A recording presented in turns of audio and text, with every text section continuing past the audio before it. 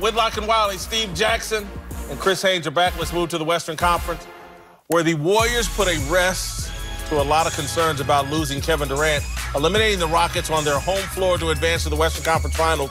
Golden State was able to pull off the win thanks to a monster 33-point second half from Steph Curry, and Kevin Durant posted his reaction to the win on Instagram, looking pretty pumped for his teammates. All right, the question here is, did the win over the Rockets diminish KD's accomplishments with the Warriors? And I have to say, with no disrespect to KD, but about yes, it did. Oh my goodness. So?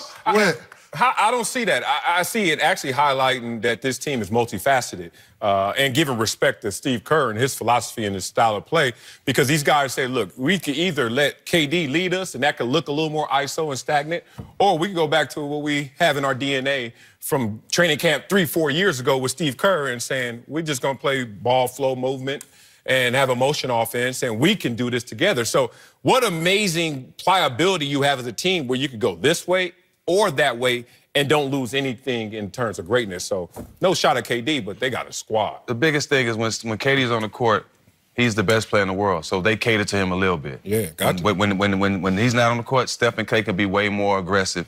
They can do more things on the court. They're a championship team with KD. They're a dangerous team without KD, and it's just that simple.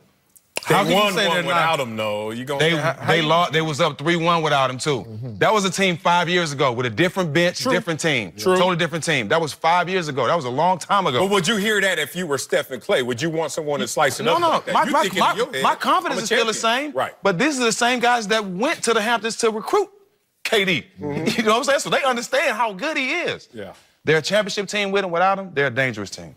Couple of things. First of all, I think if KD was not available for the entire series, I think Houston advances. I'll just put that out there right now. I think a lot of that game... Let me ask you this, though, bro. Let me stop you there. Why do we got to speak in hypothetical? They just won 2 games in a row. I was about to bring that up. If we're talking about Game 6, look, there was a lot of motivation. Guys were inspired, you know, to go out there and try to, you know, so that was a lot of emotional wear that led to that game. Now, we're talking about that bench. This is the weakest bench that the Warriors have had during this whole championship run. Right. They need KD. It doesn't diminish that at all. Now, let's not get it twisted and take that Game 6 performance and think that they can just turn back the hands of time back to 2015 and continue to do this consistently. No. That dude right there, they know how important he is to the team. And I'll say this, and I'll let y'all go. After the game, unprompted, Steve Kerr, Stephen Curry, Andre Iguodala, Draymond Green, all came out. We need KD. We need KD. Ain't no question. Yeah, we need KD. Ain't no question about it. We need him. Ever, bro. Unprompted. And I love it. That's what makes them have a great culture and a great team and great respect for each other. And so, look, man, we just talking about the fine details.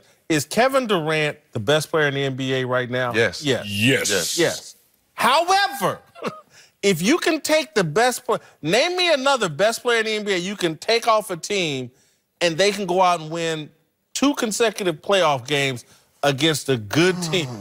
I just don't know if you take Jordan off, you take LeBron off some teams, you take Kobe off some teams. Kareem, we're going way back. Kareem, when he was injured, and Magic went out there and said, give me that. Yeah.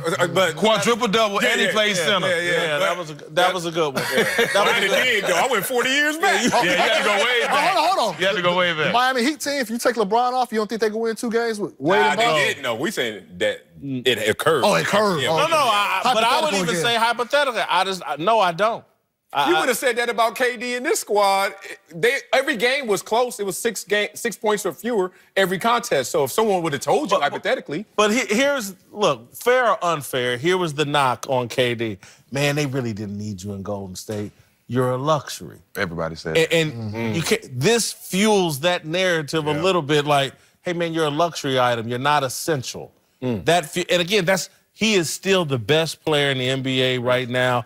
I'm not taking that away from him. But to me, this makes it seem like, yeah, you probably do need to go to New York and do your own thing to really get the kind of credit you want. Well, the people that's saying that mustn't see that same Golden State team be up 3-1 and lose a championship.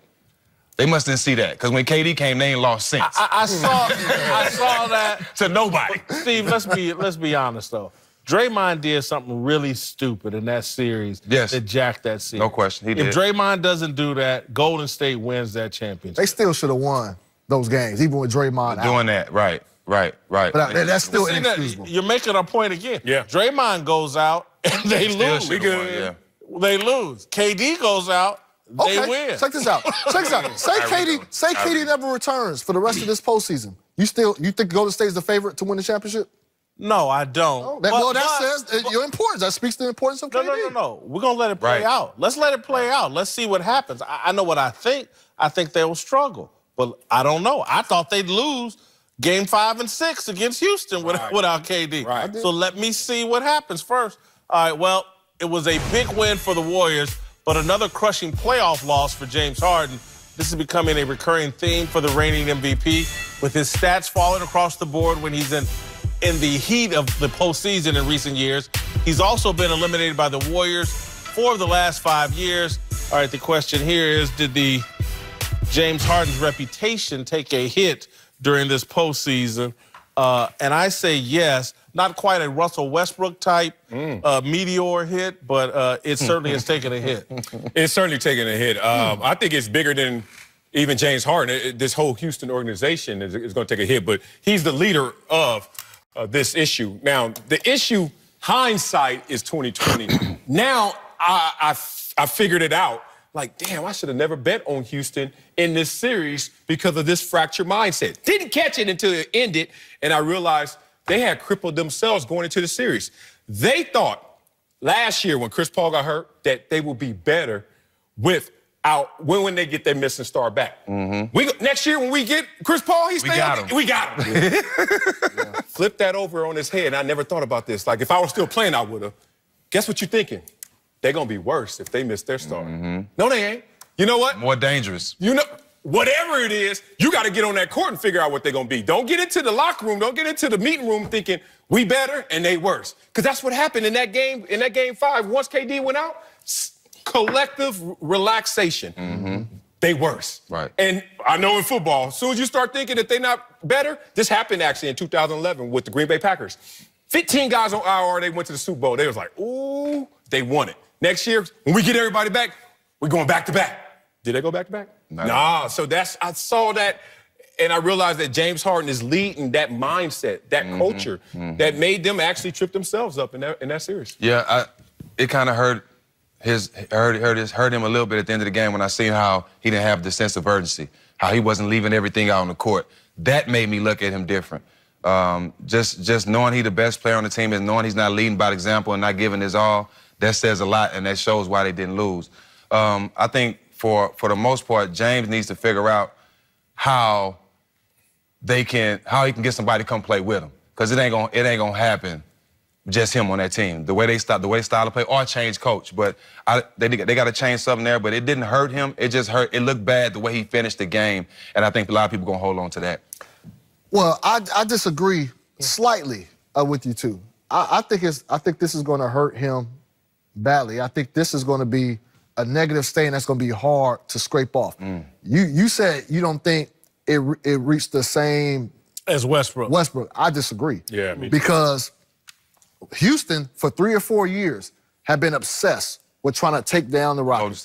Their general manager, players had come out publicly and said, we want them. And at times even said they're better than the Warriors. So now, and then they talk to the Chris Paul thing. If Chris Paul was healthy last year, we would have won last year. Then they sent a memo to the league talking about the officiating. They cost them a chance to get to the finals. So now all that leading up to this moment, now the best player is out. And you lose game 5, okay. You lost. Kevin Durant got hurt in the 3rd quarter, didn't play. You lost in Oakland. But now you go to game 6 without Kevin Durant over there.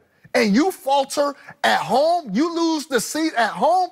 This, to me, is even bigger because the expectations were much bigger on James Harden than it was on Westbrook. And worse than that, you lose to them in a Game 6 series-clinching loss when you won 2 games on that same court when they had their best player. That's my point. Like, somewhere mindset. Their mindset, they just said, oh, we got them.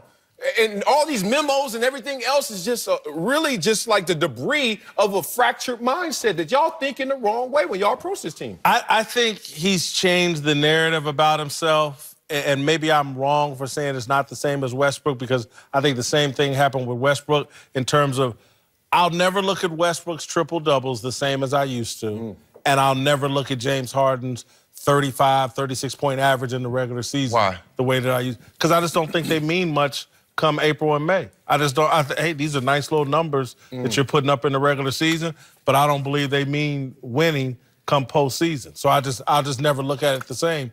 Both of them have been damaged. And we've seen that before. That makes sense. The Phoenix Suns run, when you start seeing the numbers, you're like, oh, that's Steve Nash 2 times. Yeah, but that's the thing. That's the thing we're doing now. We have to look at these numbers in a different context because of the way the game is sped up now. So now it's like, okay, triple doubles might have meant the world to us 10 years ago, but the way that the game is played now, where even when we get offensive rebound now, you got 14 seconds left, so you got to get the ball up. So you're going to more rebounds are to be had, more points are to be had. So it's up to us to kind of find, okay, the context, okay, how significant are these numbers really true are? Well, you know, and the Rockets fell victim to that. Okay, they don't have their star players. We're going to win this game easy.